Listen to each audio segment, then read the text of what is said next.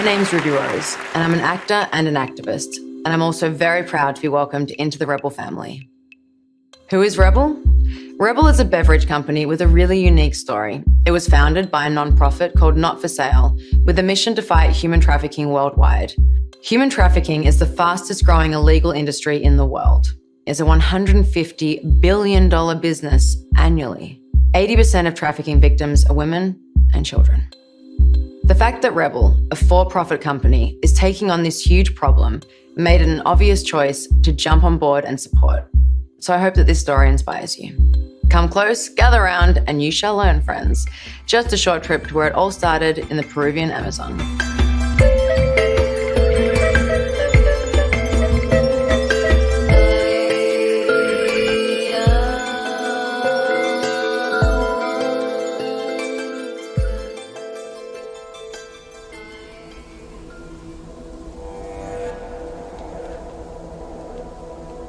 Not for Sale works around the world to combat human trafficking and the conditions that lead people to be so vulnerable to trafficking. And so we found out in Peru that there were a number of kids living in the streets of Lima. So we started a shelter here. And then we began to go upstream and we said, okay, let's now look for ways we could support the communities where these kids come from in the Amazon region. We could provide immediate relief, immediate aid, but it wouldn't be a solution to their problems. I decided to bring together the 50 smartest people I knew, the 50 most influential and successful people. They came up with an idea I knew nothing about. They said, what if we made a drink created from the rich herbs of the Amazon, and we brought it to the market in the United States? Right. So, a non-profit with a mission to end human trafficking creates a healthy tea company. A former venture capitalist pulls together a bunch of the smartest people he knows across industries to brainstorm business ideas that can actually create sustainable economic opportunity in this region. The thesis behind this is that when people have economic opportunity, they are less vulnerable to exploitation. Unlike many products with a mission, Rebbl is a product of the mission to eradicate the root causes of human trafficking.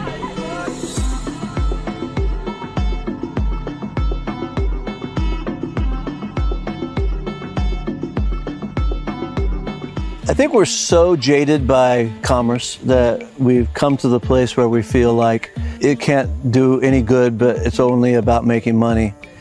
And we need a new generation of entrepreneurs who really show these models that are effective, and people who otherwise might have gone into the peace work, or they might have created a water system in Rwanda as a volunteer activity.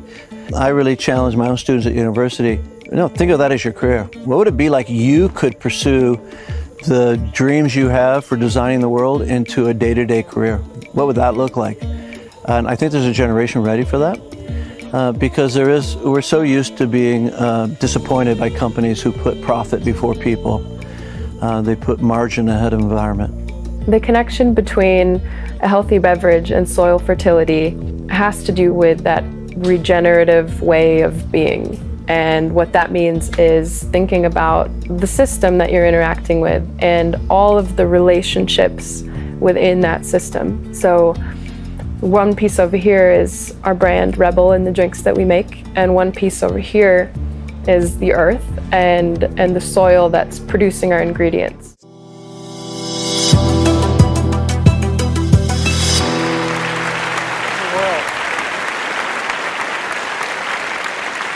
Okay, so here we are with David Batstone, our next guest at the redM Summit 2020. So welcome, David. Really a pleasure to participate in this event. I think it's got great potential. Yeah, I think for us at redM, you've actually been there at the beginning of all of our starts. So there's not that many, but when we started working with Redeemed originally, you were there as the speaker, and then we started Red Talks last year. You came and visited. So it's great to have you on the first 2020 summit. So it's good. Well, thanks. The reason I do it is not just, there's plenty of places to go and talk about human trafficking and, quote unquote awareness events. But really what motivates and inspires me is finding ways that professionals who have skills in other areas like marketing or finance or that they too can be a part of a movement, and that's what I love about our redM. It's reaching out to new communities to, exponentially grow the movement. Yeah, I think that's where we match a lot, because your work. Maybe you can do a quick summary of the bottom line for what you've been doing all these years. We don't need to go deep into everything because people can search that. But what's your kind of driver in all the things that you're doing? Well, why don't we start as a foundation that everything I thought I knew about changing the world was wrong. If you want to change the world, you start a charity and you ask people to give you a donation and volunteer their time. And I love the sincerity behind all that, but it's terribly ineffective and it doesn't scale.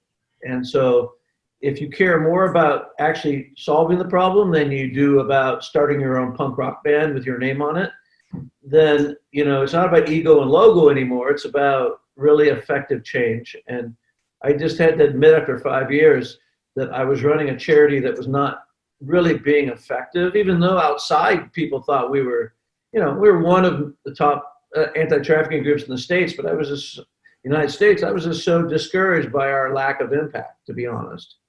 So I said, okay, my background is I was a venture capitalist before I started Not For Sale. And I said, why is it that when it comes to changing things I care about, I forget everything I know about building value in the real world? And so I decided that I would then take capital, talent, and technology to start building enterprises that would, in the DNA of the company, bring about the change I wanted to see. And then at the same time, fund the activities that I believed in with Not For Sale, intervention, services.